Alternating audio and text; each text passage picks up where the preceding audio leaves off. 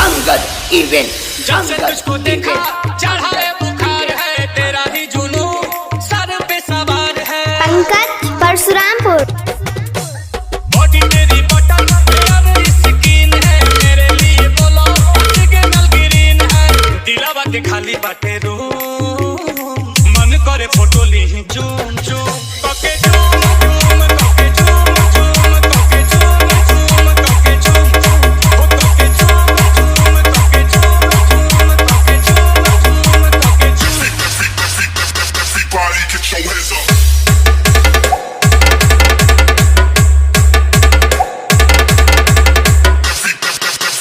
Bingo, tanda, bingo, tanda. Come on.